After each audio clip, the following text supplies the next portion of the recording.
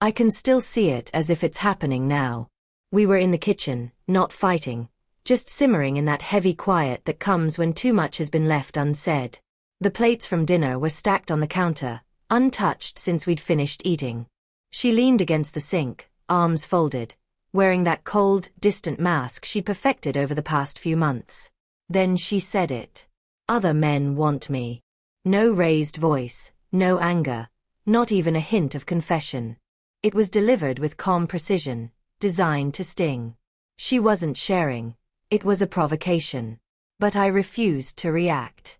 No questions, no accusations. I just stared at her. Not as my wife. Not as the woman I had spent 7 years building a life with. I saw her instead as a stranger.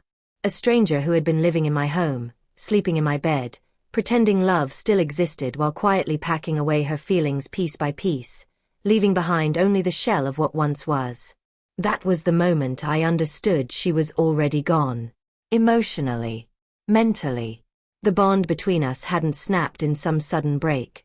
It had been dissolving slowly, silently. All that remained was an echo. I didn't yell. I didn't slam doors. I didn't even ask her what she meant. I just nodded, turned away, packed a small bag in the bedroom, grabbed my keys, and walked out. No drama. No fight. Only silence.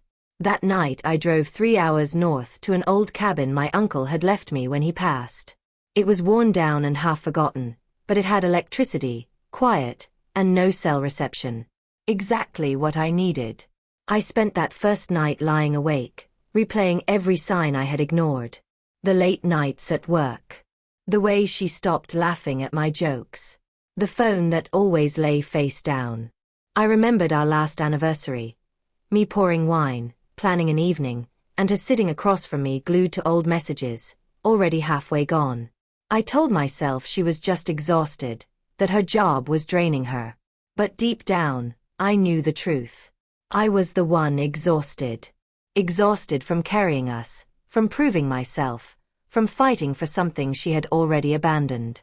The days in the cabin blurred together, each one quieter than the last. I didn't call. I didn't text. I left her to the men who wanted her. By the second week, the emails began. Short lines at first. "Where are you? Are you okay? Can we talk?" I never answered. Not to punish her. Just because I finally understood there was nothing I could say to undo what she had already chosen. By week 3, the emails turned longer. She wrote about how she didn't mean it, how she was angry, how invisible she felt. She admitted, "I just wanted to feel wanted. I thought you didn't care anymore." But I had cared. Too much. I had loved her with everything in me. I had simply grown tired of proving it to someone who treated my love like currency to bargain with.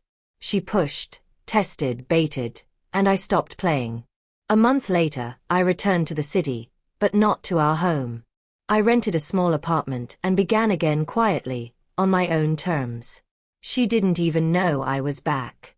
Until one afternoon, I saw her in the grocery store. She looked thinner, worn down, alone. When her eyes met mine, they widened.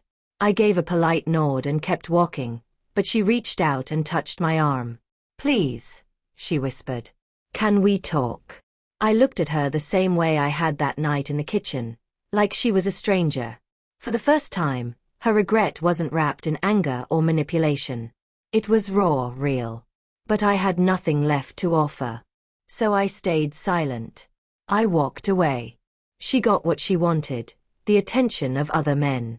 What she never expected was to lose the one man who had stood by her long before she even realized she needed someone. She thought I would chase her, beg her, fight for her. Instead, I vanished. Because not every man sticks around when he's treated as an option.